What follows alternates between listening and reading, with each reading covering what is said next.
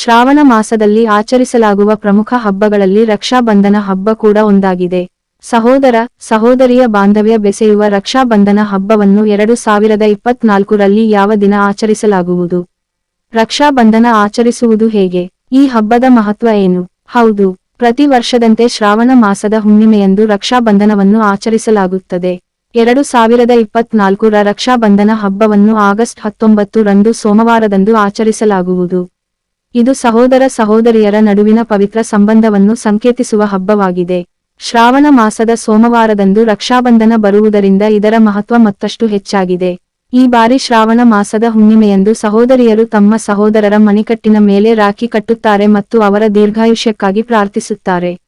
ರಕ್ಷಾಬಂಧನ ಅಂದರೆ ಶ್ರಾವಣ ಹುಣ್ಣಿಮೆಯ ತಿಥಿಯು ಆಗಸ್ಟ್ 19ರಂದು ಮುಂಜಾನೆ 3:05ರಿಂದ ಪ್ರಾರಂಭವಾಗುತ್ತದೆ ಮತ್ತು ರಾತ್ರಿ 11:56ಕ್ಕೆ ಕೊನೆಗೊಳ್ಳುತ್ತದೆ. ಅಂದರೆ ಆಗಸ್ಟ್ 19ರಂದು ರಕ್ಷಾಬಂಧನ ಹಬ್ಬವನ್ನು ಆಚರಿಸುವುದು ಸರ್ವಾನುಮತದಿಂದ ಕೂಡಿರುತ್ತದೆ.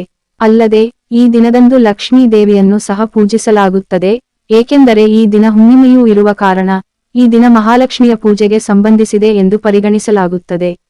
ರಕ್ಷಾಬಂಧನವು ಹಿಂದೂಗಳ ಪ್ರಮುಖ ಹಬ್ಬವಾಗಿದೆ. ಇದನ್ನು ದೇಶದಾದ್ಯಂತ ಸಂಭ್ರಮದಿಂದ ಆಚರಿಸಲಾಗುತ್ತದೆ.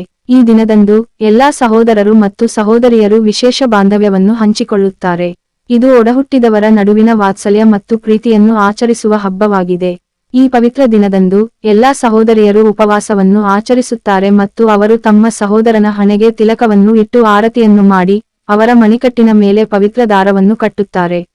ಈ ಪವಿತ್ರ ದಾರವನ್ನು ರಾಖಿ ಎಂದು ಕರೆಯಲಾಗುತ್ತದೆ. ಇದು ಒಡಹುಟ್ಟಿದವರ ನಡುವಿನ ಬಲವಾದ ಬಾಂಧವ್ಯವನ್ನು ತೋರಿಸುವ ಸುಂದರವಾದ ಹಬ್ಬವಾಗಿದೆ. ಪರಸ್ಪರ ಉಡುಗೊರೆಗಳನ್ನು ವಿನಿಮಯ ಮಾಡಿಕೊಳ್ಳುವ ಮೂಲಕ ಈ ಹಬ್ಬವನ್ನು ಸಂತೋಷದಿಂದ ಆಚರಿಸುತ್ತಾರೆ. ರಕ್ಷಾ ಬಂಧನದ ದಿನದಂದು ಮೊದಲು ಸಹೋದರ ಸಹೋದರಿಯರು ಬೆಳಿಗ್ಗೆ ಬೇಗನೆ ಎದ್ದು ಸ್ನಾನ ಮಾಡಿ ಶುಭ್ರವಾದ ಬಟ್ಟೆಗಳನ್ನು ಧರಿಸಿ ಸೂರ್ಯ ದೇವರಿಗೆ ನೀರು ಅರ್ಪಿಸಬೇಕು. ಮನೆಯ ದೇವರ ಕೋಣೆಯಲ್ಲಿ ಅಥವಾ ಹತ್ತಿರದ ದೇವಸ್ಥಾನಕ್ಕೆ ಹೋಗಿ ಪ್ರಾರ್ಥನೆ ಸಲ್ಲಿಸಿ. ದೇವರ ಪೂಜೆಯ ನಂತರ ರಾಖಿ ಕಟ್ಟಲು ಸಂಬಂಧಿಸಿದ ಸಾಮಗ್ರಿಗಳನ್ನು ತೆಗೆದುಕೊಳ್ಳಿ. ಇದರ ನಂತರ ಮುಖ್ಯವಾಗಿ ಬೆಳ್ಳಿ, ಹಿತ್ತಾಳೆ, ತಾಮ್ರ ಅಥವಾ ಉಕ್ಕಿನಿಂದ ಮಾಡಿದ ಯಾವುದೇ ಶುದ್ಧವಾದ ಪ್ಲೇಟ್ ಅನ್ನು ತೆಗೆದುಕೊಂಡು ಅದರ ಮೇಲೆ ಶುದ್ಧವಾದ ಬಟ್ಟೆಯನ್ನು ಹರಡಿ. ಆ ತಟ್ಟೆಯಲ್ಲಿ ಕಲಶ, ತೆಂಗಿನಕಾಯಿ, ವೀಳ್ಯದೆಲೆ, ಕಲವಾ ದಾರ, ಕುಂಕುಮ, ಶ್ರೀಗಂಧ, ಅಕ್ಷತೆ, ರಾಖಿ ಮತ್ತು ಸಿಹಿತಿಂಡಿಗಳನ್ನು ಇರಿಸಿ. ತುಪ್ಪದ ದೀಪವನ್ನು ಬೆಳಗಿಸಿ. ಮೊದಲು ಈ ತಟ್ಟೆಯನ್ನು ಮನೆಯಲ್ಲಿ ಅಥವಾ ದೇವರ ಕೋಣೆಯಲ್ಲಿ ದೇವರಿಗೆ ಅರ್ಪಿಸಿ. ನಂತರ ನಿಮ್ಮ ಸಹೋದರನನ್ನು ಪೂರ್ವ ಅಥವಾ ಉತ್ತರಕ್ಕೆ ಮುಖ ಮಾಡಿ ಕುಳಿತುಕೊಳ್ಳಲು ಹೇಳಿ. ಇದರ ನಂತರ ಸಹೋದರನಿಗೆ ತಿಲಕವನ್ನು ಅನ್ವಯಿಸಿ, ನಂತರ ರಾಖಿ ಅಂದರೆ ರಕ್ಷಾ ಸೂತ್ರವನ್ನು ಕಟ್ಟಿ. ನಂತರ ಅವರಿಗೆ ಆರತಿಯನ್ನು ಮಾಡಿ ಸಿಹಿ ತಿಂಡಿಯನ್ನು ತಿನ್ನಿಸಿ. ರಾಖಿಯನ್ನು ಕಟ್ಟುವಾಗ ಸಹೋದರ ಮತ್ತು ಸಹೋದರಿ ತಮ್ಮ ತಲೆಯನ್ನು ಬಟ್ಟೆಯಿಂದ ಮುಚ್ಚಿಕೊಳ್ಳಬೇಕು.